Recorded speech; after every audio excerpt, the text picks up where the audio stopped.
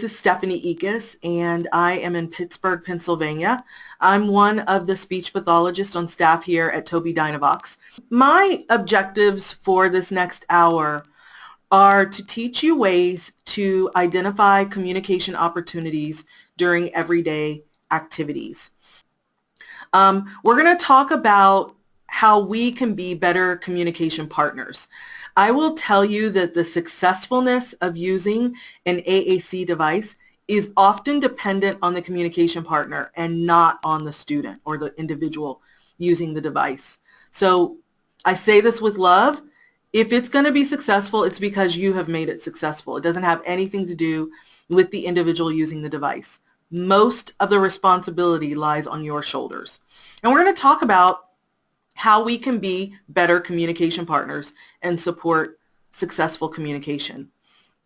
And then I'm going to spend some time showing you where there are some training and support materials for you. So you will have this recording. You'll also have a nice package. I tried to send the package of materials to Jane earlier, but the file was too big. So I will make sure that I get all of those materials to her so you all have access to them. So I wanted to start with a really entry-level understanding of what is AAC. I understand that there's lots of staff who might come in and out, so we're going to talk about what it is and why it's important. So augmentative and alternative communication, you'll often hear us call it AAC.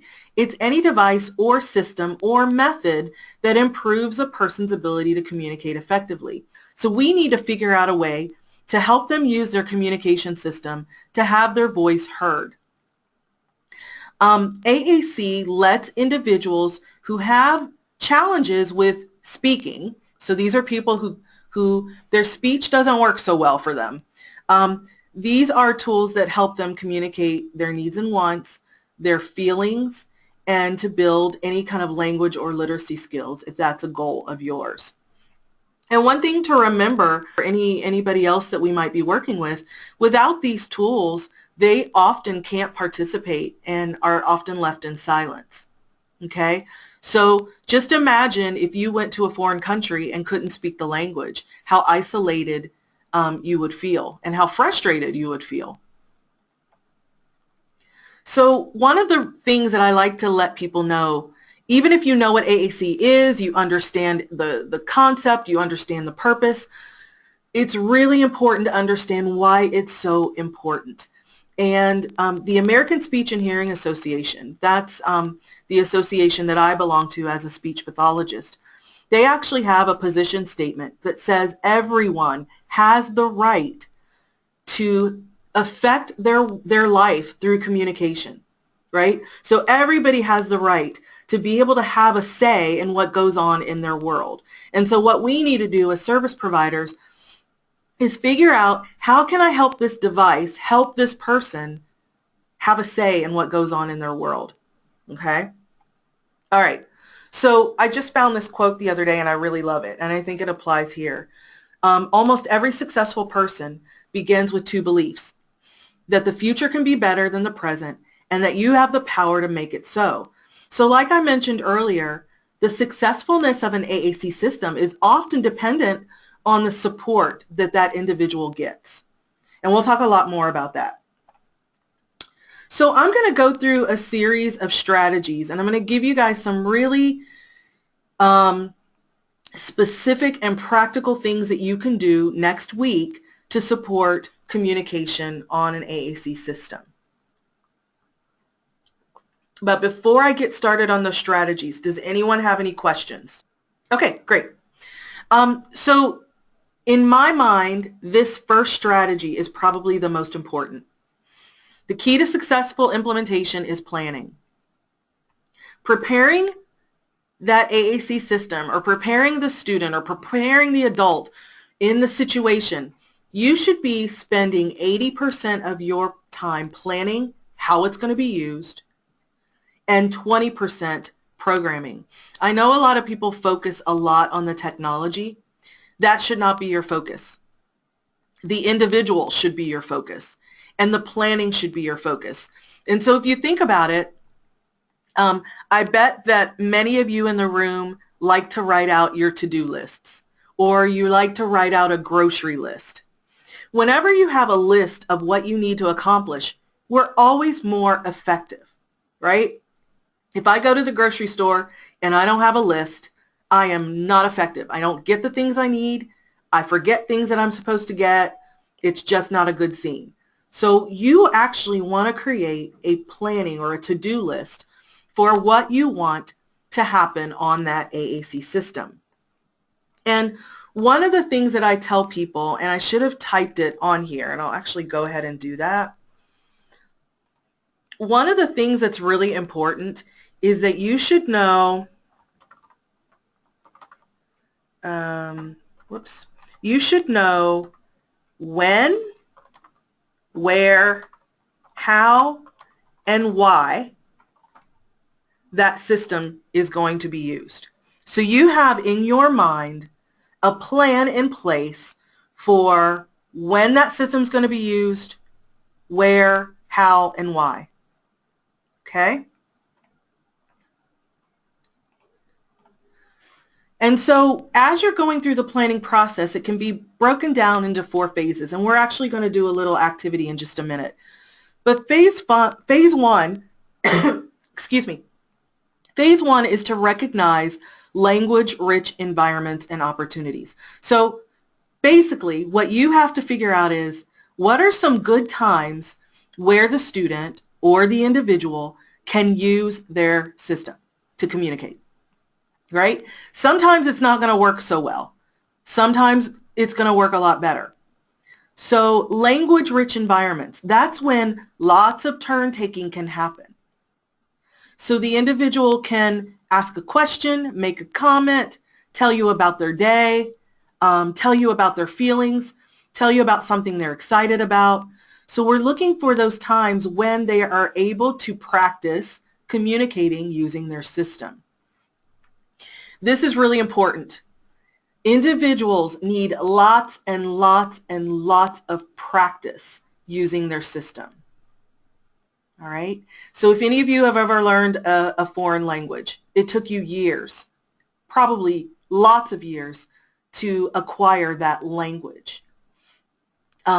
If any of you, like I always give the example, I've been trying to learn how to crochet for several years, and I'm still learning, and I still need help from my friends if I get stuck, right?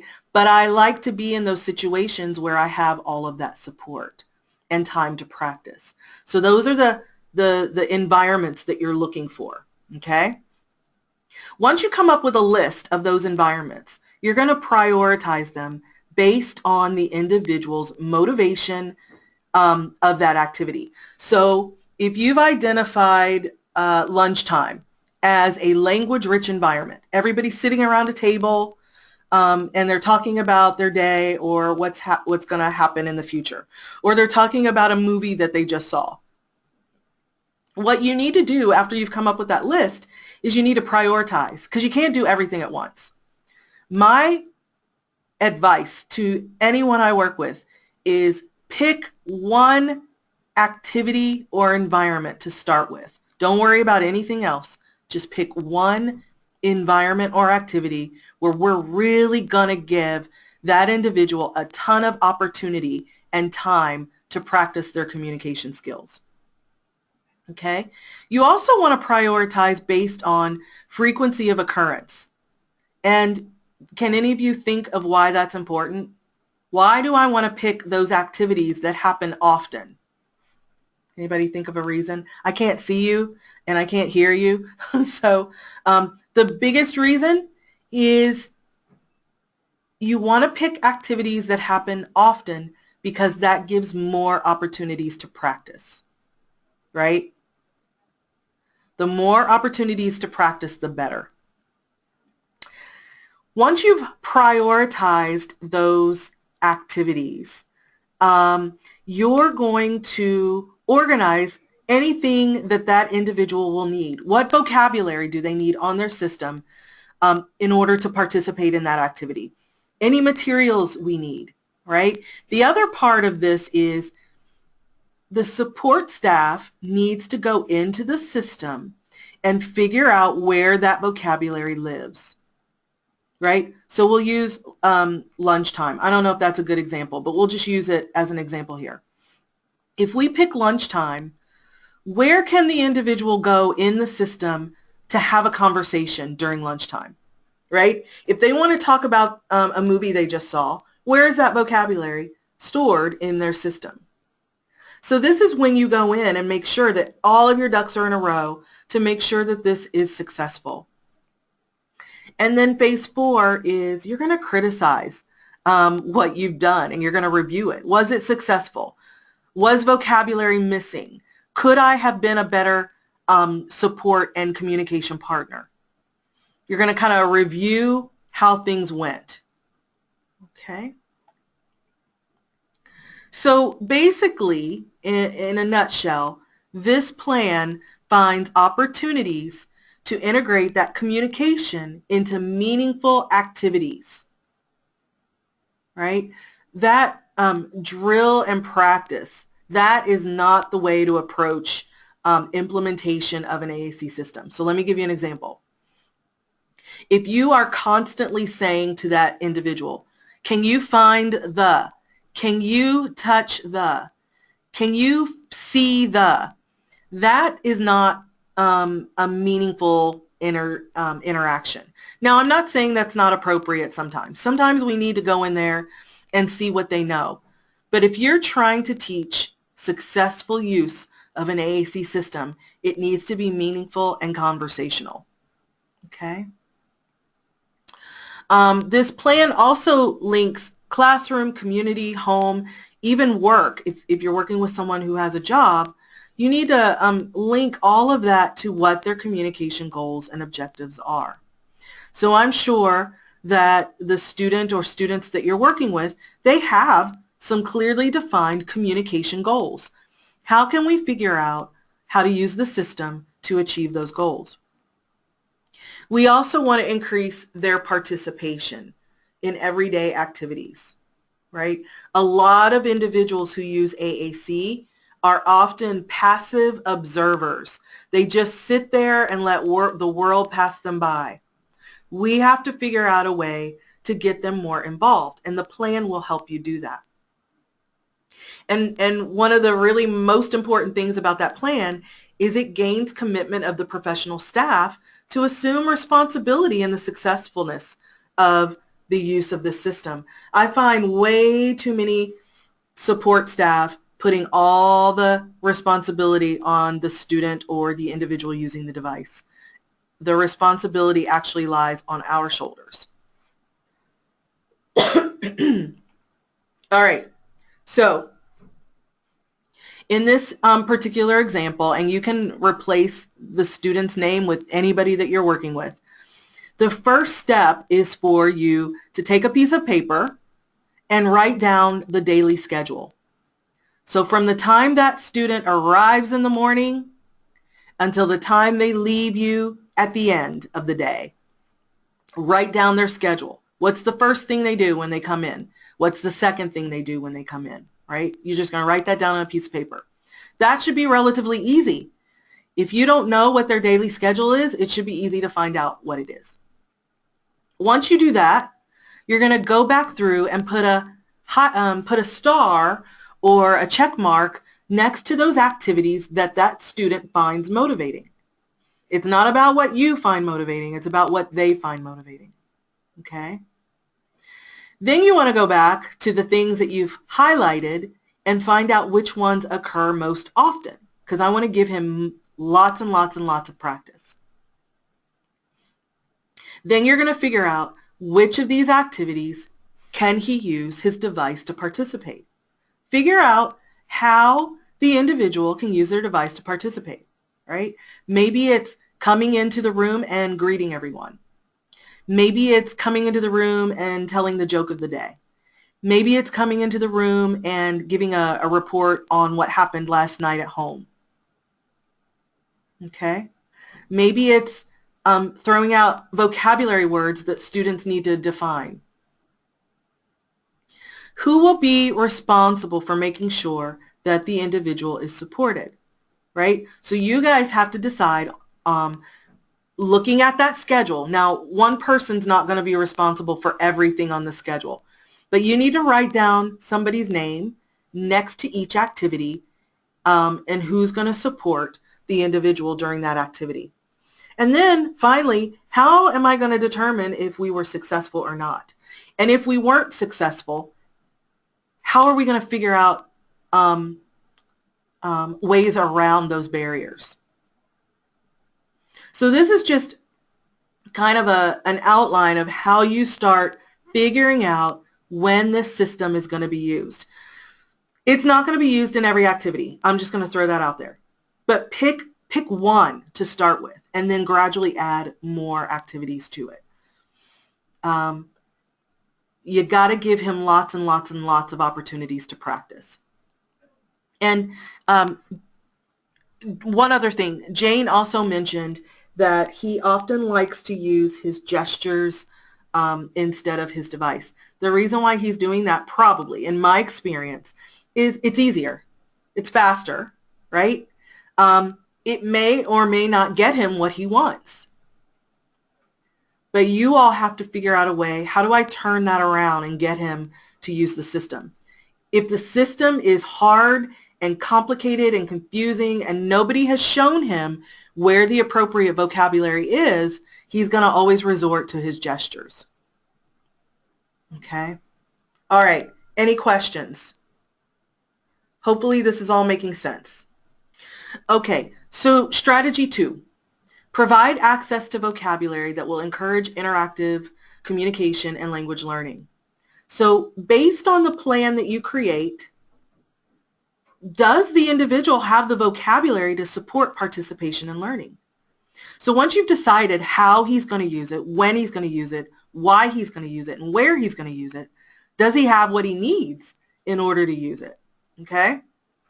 So this is a screenshot of the particular student that we're talking about. This is a screenshot of his homepage, and I was really excited to see this because he's got a lot of vocabulary, and this is really awesome.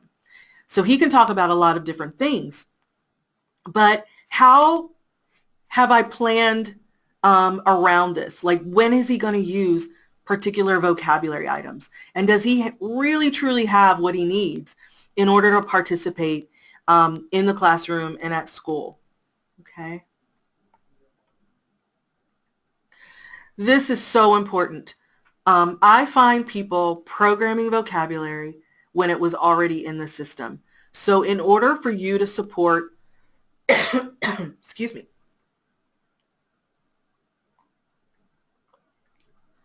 oh, excuse me. In order for you to support someone who uses AAC, you absolutely need to know what vocabulary is in the system and how to find it. I have been into many, many, many, many, many classrooms, and I'll walk up to a student who's using an AAC system, and I'll introduce myself. I'll say, "Hi, I'm Stephanie," and I'll wait for them to tell me what their name is. And they just look at me. And then somebody from the team will come over and says, "You know, his name is there somewhere, but I don't know where it is." And I want to grab that person and look them in the eye and say, if you don't know where it is, how is he going to know where it is? He needs somebody to teach him where the vocabulary is. So it's very important that as you all start planning, you are going in and have the students show you where their vocabulary is. You know, every day, pick a button. Let's go in and see what's in here, and let's learn what's in here. You all can learn together.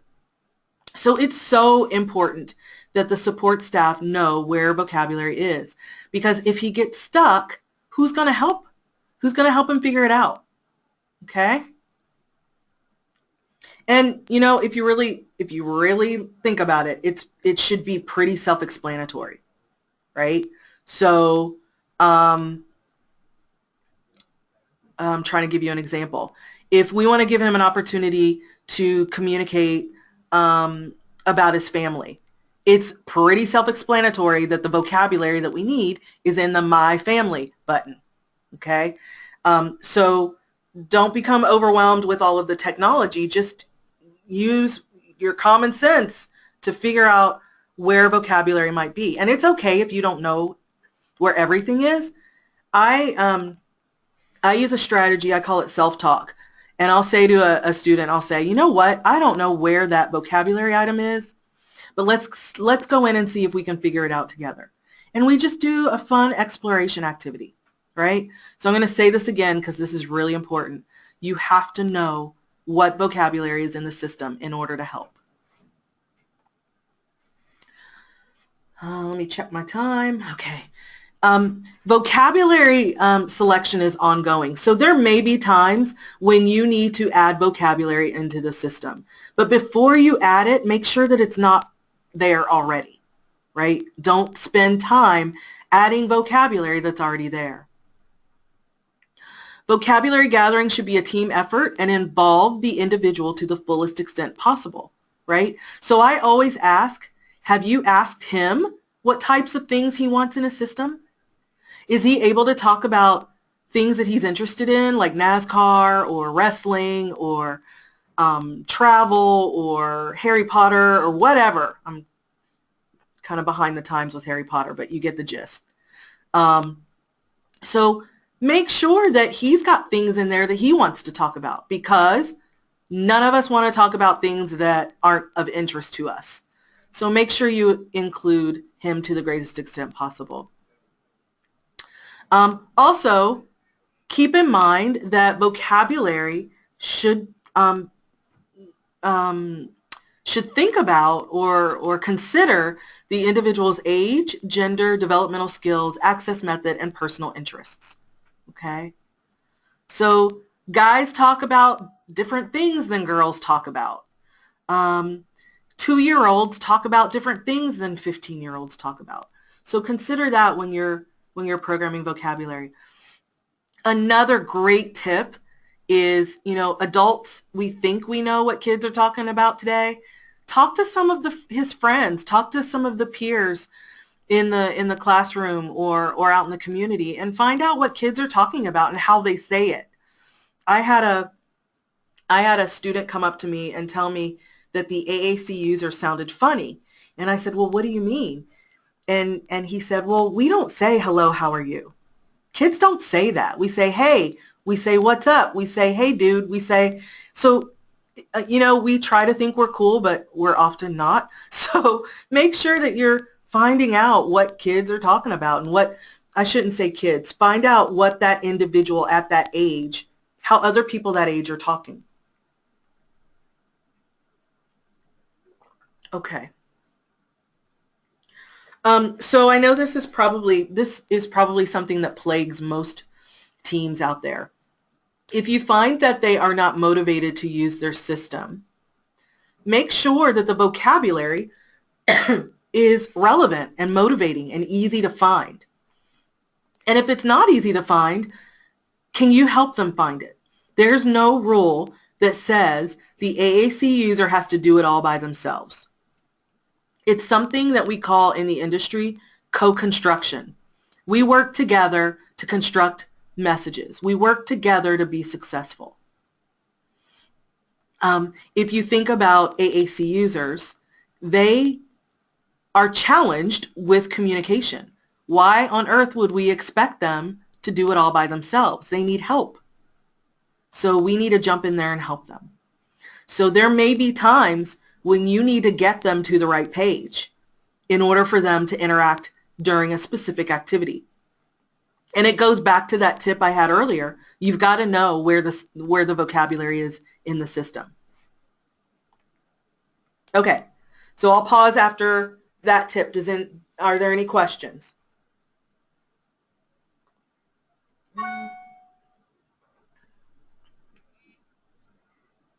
This is tough for me because usually I have someone with a microphone on the other end. Okay, you're good. Excellent. So one of the things that people often ask me is, how do I teach communication skills? And you truly do have to teach communication skills. I have a quote a little later. Maybe now I'll show you this quote, but it's important that you have to teach it. So this is like an individual learning a different language or a different way of communication. And one of the tools that I'm going to provide to you is the dynamic AAC goals grid. And so let me just show you what that looks like. This is the goals grid. And like I said, I'm going to make sure that you all have a copy of it. But let me just show you what this is. So the first activity in the goals grid is for you to identify the communication ability level of the individual that you're working with, right? So there are 5 levels: emergent, emergent transitional, I'll scroll down so you guys can see, context dependent, transitional independent, and independent, okay? So what you and your team will need to do is you'll need to go through and read each of these statements. And if it describes the student that you're working with, you put a check mark next to it. So based on what you all showed me, let me go back. Based on what you showed me, whoops, wrong presentation. Based on what you showed me with the home page, this tells me that this individual understands symbols, right? So when I look at the goals grid, the first thing in emergent says limited or no understanding that symbols represent ideas. I know that's not true because he's using symbols. So I'm not going to put a check mark there, right? So what you're going to do is you're going to go through and you're going to read each of these statements. And if it describes the individual, you're going to put a check mark next to it. When you go back, whichever ability level that you have the most check marks in, that is a good indicator that that individual is at that ability level. So let's say you go through this and you decide this individual has the most check marks in context dependent. So that means that this is the ability level of the individual. Okay, so that's step 1. Once you know that they are context dependent, what you do now is the goals grid. Let me just scroll down. Each competency area for AAC, and this is all based on research, and the articles, the references are in the goals grid, so you have all of that. So we said that the individual was context dependent. So I would come down here to context dependent, and right here are all sorts of goals and things that I can work on with that individual, right? So this is all kind of grammatical, linguistic, language stuff, but let's scroll down and look at social. I just want to give you an example. So I'm going to scroll down to context dependent. So the first one here, comments appropriately when engaged in an activity with support as needed. So he can comment. So if somebody says, you know, what'd you do last night? He can go in, maybe with some help, and tell somebody what he did. He's using polite social forms, okay? Please and thank you. And I'll just let you know, I know that please and thank you are probably, probably under his talk button. I bet that's where they are. So maybe I need to teach some of those skills. Share several pieces of pre-programmed news or information with a partner. Demonstrates conversational turn-taking. Uses humor. Okay? So this goals grid gives you lots and lots of things that you can work on with the individual. Okay? So this is a really, really nice resource.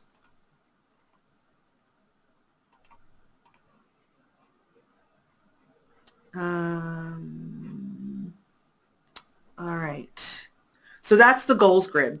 It is a way to systematically look at current skills and know exactly what things we can teach them to be a better communicator. The things in the dynamic AAC goals grid are going to help you teach those skills that the individual needs to be a better communicator. The next strategy that we're going to go over is be a great communication partner. As I mentioned earlier, a lot of the success of the communication interaction is on your shoulders, not on the student or the AAC user's shoulders, on yours. So if you are a good communication partner, you can encourage more communication, more independent communication, opportunities to practice, communication beyond requesting. I find that a lot of AAC users, all they use their device for is to make requests. I want pretzels. I want to go outside. I want. We don't communicate that way. So we need to teach communication beyond requesting. And then you're also encouraging positive outcomes. So if you want to see some increase in skill and being able to work on some of those IEP goals or some of those communication goals, being a good communication partner is going to help all of that happen. So why do you care? And I've said this several times. Communication partners and assistants play an important role of encouraging independence and more complex language skills, right? So having a good communication partner will help you be a better communicator. So we're not going to go through all of these communication partner skills, but I'm going to go over probably some of the most important ones. So we're going to start with a positive communication environment.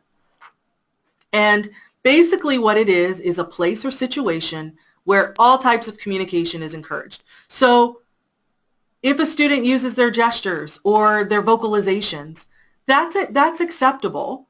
But if it's not effective, then we need to find another way of saying it on the communication device. So if they use a gesture and you're not sure of it, you need to be there to help them and be there to say, you know what, I didn't understand what you're trying to tell me.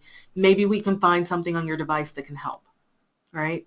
So you're always trying to get them to use more effective ways of communication.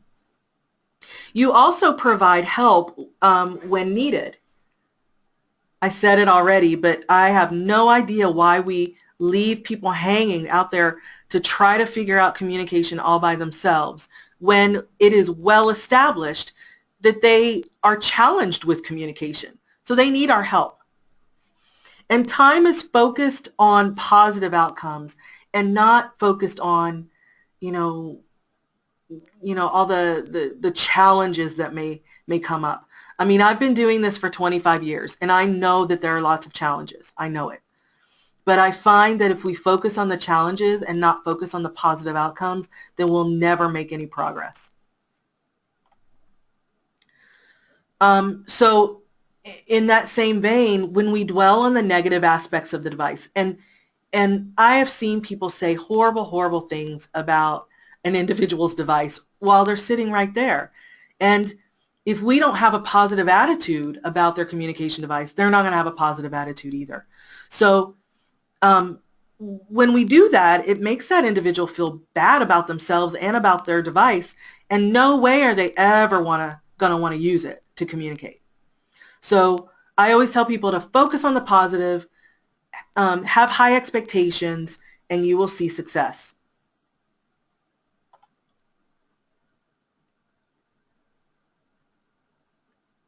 And these are things that you already know, but I'm just going to go over them really quickly to make sure everybody's on the same page. We know that AAC users are a little slower, so we just have to be patient. Sit on your hands, close your mouth, be quiet, and let them try to do things on their own. Maintain focus on them while you're having an interaction. If you think about when you're having a conversation with a friend or with your spouse, and you're trying to tell them something and they're not paying any attention to you, that's so irritating. And what I do is I just stop talking. I'm not going to talk to you at all. I'm going to shut down. When we don't maintain focus on our AAC users, they feel the same way, right? You're not paying attention to me. I'm trying to tell you something. Forget it. I'm not going to try anymore.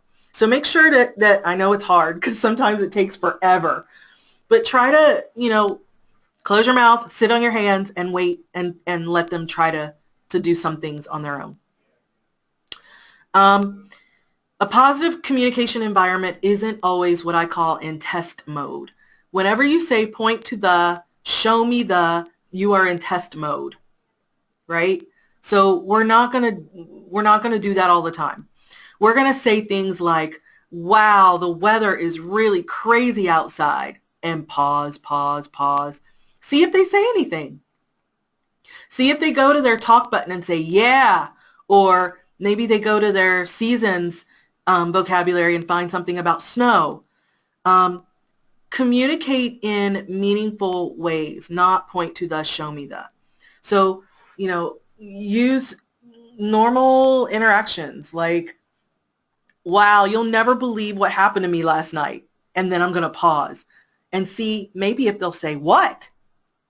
If they don't know how to do that, I'm going to show them how to do that, right?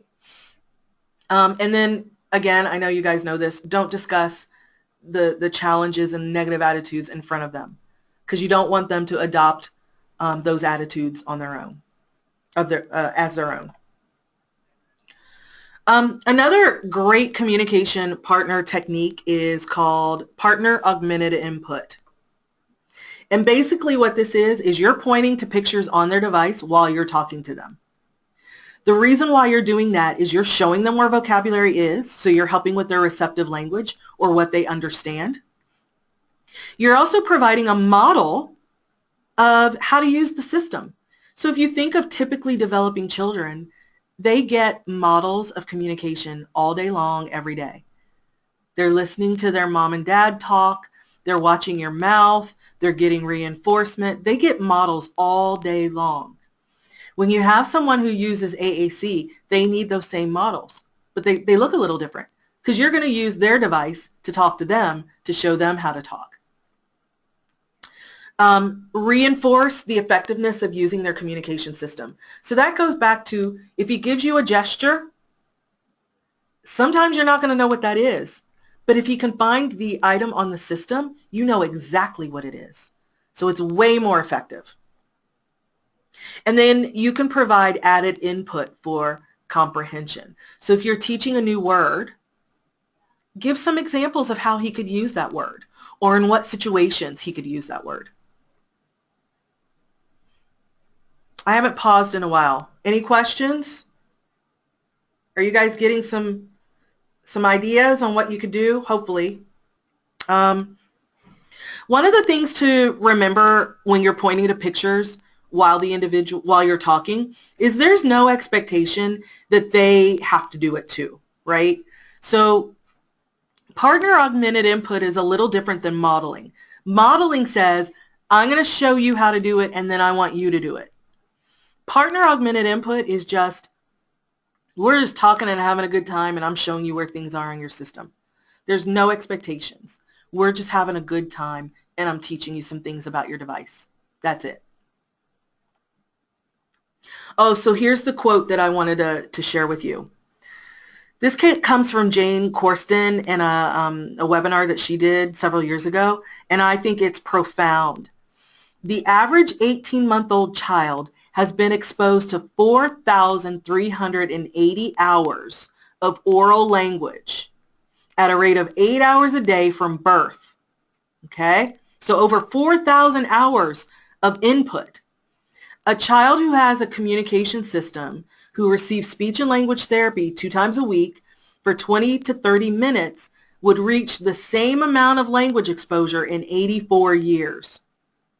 So if that doesn't tell us right there that we need to be providing lots and lots and lots of practice and support and models and language, because these guys are already behind. From the time they are born, if they have any kind of delays, we've got to give them all of that exposure to all of the different ways that language can be used and how powerful it is. Okay? All right. I've already said this a million times. I'm going to say it one more time because it's so important. In order for you to point to pictures while you're talking to the individual, you have to know how to find the vocabulary in the system. Another strategy is the least to most prompting hierarchy. And, you know, I've said it a couple times, close your mouth and sit on your hands. It's really important that it's so hard for, especially, you know, it's hard for me, but it's really important that we kind of step back and let AAC users try to do things on their own, because what happens is they become dependent on our prompting and they can't do anything for themselves. So I'll give you a good example. If I come in and say, "Hi, Nick," and I'm going to pause, I'm going to wait, and I'm going to look at him and I'm going to have an expectant expression on my face. So I'm going to say, "Hi," and I'm going to pause. If he doesn't do anything in, 10 seconds, I'm going to move to the next level of prompting. I'm going to say, "Hey, I said hi to you. Are you going to say hi back?" And then I'm going to wait. And then I'm going to come in and say, "Oh, maybe you don't know where that is on your device. Let me show you." So I show him where hi is, and then we're going to try it all over again. I'm going to say, "Okay, let's try again." I'm going to come in and I'm going to say hi, and then hopefully he can find it on his system. So hopefully you can, in that very short example, what you want to do is you want to give them natural cues. You don't want to say, "Use your device to tell me hi," because that's not how we talk. You're going to give a natural cue and you're going to wait and see what happens. Now, I said earlier, a positive communication environment gives help when help is needed, but you don't want to jump in too fast with the help, because then they'll become dependent on that. Also, if you jump in too fast, you won't be able to see them do things that they know how to do. So it looks like there's a question. Oh, here's a question. Why does he need that if he can talk? So I'm assuming you're talking about Nick. Nick has a few words. Nick has I would say maybe 25 words that he can say that are pretty intelligible to familiar listeners. But if Nick is out in the community, people have a hard time understanding him. Also, Nick is, in this video, he's 9 years old. 25 words for a 9-year-old is not appropriate, right? So I have this question asked of me a lot. You know, he's got some words, but you need to look at what developmentally should an individual at that age have. In my opinion, it's never appropriate for an 8-year-old to only have 25 words. If he were 1, I would say that would be appropriate, but not for an 8-year-old. An 8-year-old should have an extensive vocabulary. And if they can't verbalize that extensive vocabulary, that's when the AAC system comes in. Okay? So you have to look at efficient communication across all environments and across all communication partners, right? Hopefully that makes sense. So he does have some speech. He can talk, but only a few words. Okay, good. Awesome. So my rule of thumb, when you interact with someone, count to 5 before you say anything. And I'm talking 5 seconds, not 1, 2, 3, 4, 5. I'm talking 1, Mississippi, 2, Mississippi, 3, Mississippi. Give them a chance to say something before you jump in and take over. Okay? So let's see. What we call the chain of cues is, that deliberate process of trying to get information out of that individual, where I'm not just jumping in and doing everything for them. So, I'm going to talk about it in a minute, but I've done some really silly things where, I might have, something silly. and I don't ever say anything about it, and I just wait for them to say something. And I try to give as many opportunities for them to do something from their system on their own before I jump in. Another communication partner technique is sabotage, and that, it sounds worse than it is. This is when you kind of set up a situation where the individual has to communicate, right? So playing a joke on somebody, or if you're doing a lesson and they ask for something and you give them the wrong item. So if we're making brownies and you need a spoon to stir the brownies, I'm going to give you a rolling pin. And then I'm going to go on about my business. But what I'm trying to do is get you to say, no, I need something else, or do something, give them opportunities to communicate, setting up the situation where communication can happen. So here are some ways to sabotage. You give them the incorrect item when they've requested something. You omit a step. You provide an incomplete action. So we're getting ready to go outside and I only give you your hat and not your coat. Or I do a mischievous action. Teacher walks out of the classroom and of course teacher is in on it with me, but I hide the glasses. I hide her glasses. And the student knows that I've done this, and the teacher comes in and says, where am I don't know where my glasses are.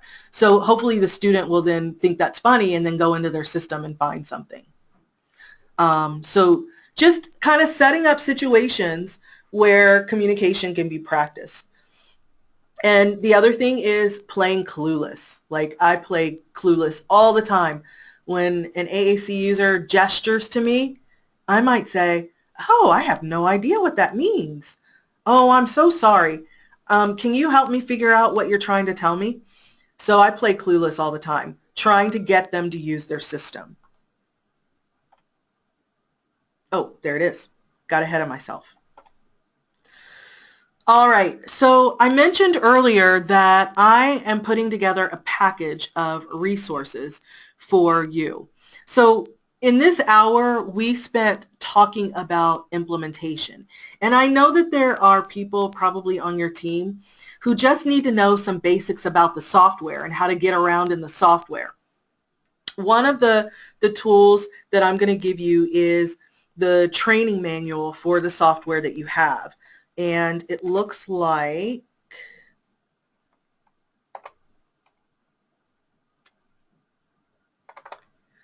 excuse me, it looks like this.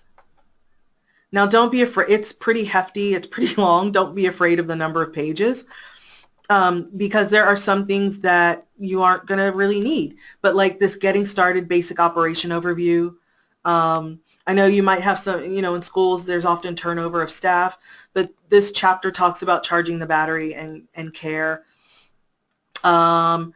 Software basics, basic modification, part 4 is a really nice section, how to modify a button. And so there are step-by-step instructions. Let me see if I can find a page to show you.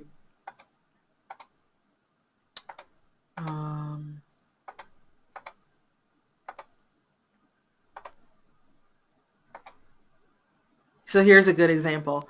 There are step-by-step instructions for doing anything you need to do in the system.